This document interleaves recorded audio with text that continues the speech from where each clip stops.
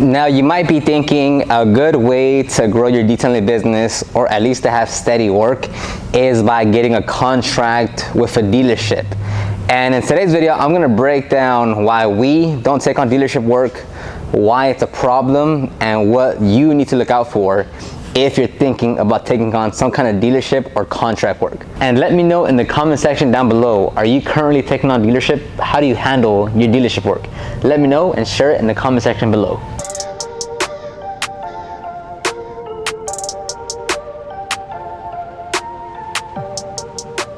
And by the way, if you want a more efficient way to run your detailing business, then check out the software Jobber. That's the main software that we use to run our entire detailing business, from scheduling customers for our shop and mobile jobs, to keeping track of all the information, to sending out quotes, and even keeping track of employee hours.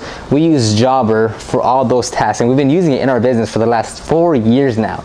So if you want to give it a free 14-day trial plus 20% off your first 6 months, click the link down below and give it a try. Let's get back to the video. Now here's the thing with dealerships. At first glance, it sounds good if they give you a constant set of work, right? Hey, let's get into agreement that we'll send you 1 car a day, 2 cars a day, or hey, come to our lot and we'll have 1 or 2 cars for you per day. And the problem is, they want the most amount of work for the cheapest price. And what happens is, because you want more money, you want to turn over more vehicles. So instead of focusing more on like growing your business and getting your own customers, you shift your focus to, how do I get more cars done at the dealership? So instead of saying, okay, I'm going to focus on my retail work with, offering premium services and getting the right kind of customers, you're most focused on saying, how do I get the most cars done at the one dealership so I can make more money? It's a complete different shift in how you operate and think about your business, because you're not growing and getting more customers. You just want to turn over more vehicles from this one lot.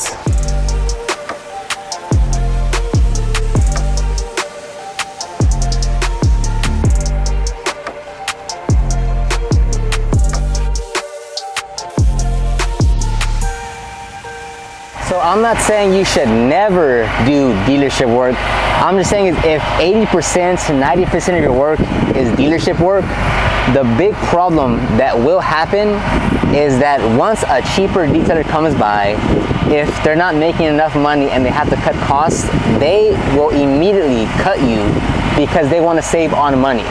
And if a majority of your work, or if a lot of your revenue is coming from a dealership, you will be dropped like that on a heartbeat if it means that the dealership will find someone cheaper or save money in some capacity. I mean, I have seen story after story after story from detailers that had this big account, that had hired work to manage this dealership, and after 5 months, 8 months, they just drop them. They have all this overhead, all these employees, and now they don't have any work for them. You get a contract with a dealership, where you come to an agreement with a dealership, and you're getting ready to take on all this work, and then they drop you last minute. Dealerships, although yes, if you have the right system in place, can work out, it's not something I would recommend you look at as a main source of revenue.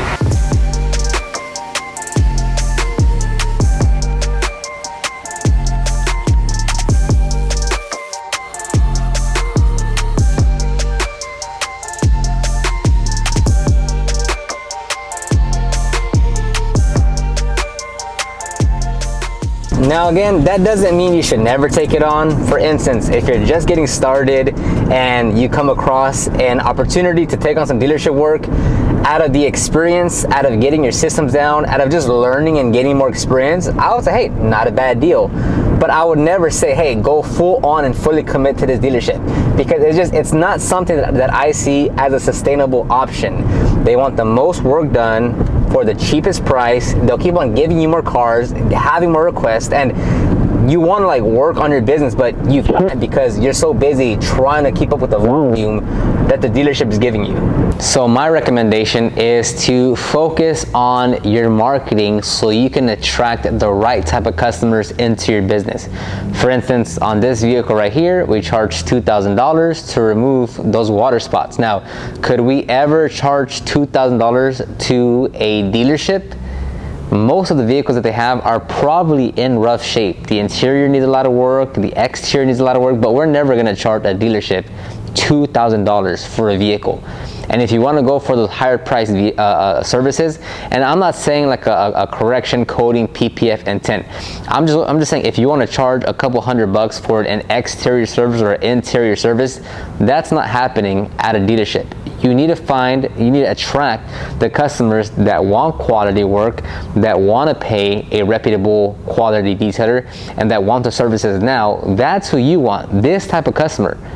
You don't want to go to find, and not just a dealership, but you don't want to attract the customers that don't value quality work, that don't value their vehicle, that don't have a reason to purchase now, and that when they look at your prices, they're like, why is it so expensive? You're just washing my vehicle. You don't want that kind of customer, and that's what mostly a dealership is as well. Now, don't get me wrong, are there probably some dealerships out there in this world that understand quality, that probably pay a bit more than others? I'm sure, like anything else, but as a whole, just generally speaking, dealerships aren't going to fit that type of criteria that your retail customers are going to have. Now, let me know in the comment section down below, do you take on dealership work? Is that something that you actually have a system for and it's actually producing you good revenue?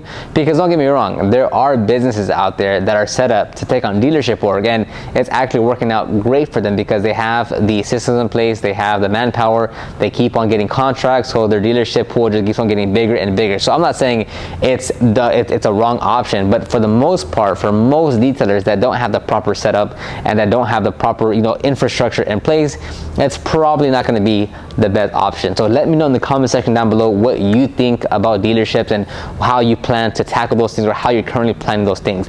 And if you want to check out my podcast, the Detailing Business Class podcast, you want to check out the ultimate guide to start your detailing business, you want to check out Jobber and get a free 14-day trial plus 20% off your first 6 months, you can check all those links down in the description box below. Thank you very much, and I'll talk to you on the next one. Bye-bye.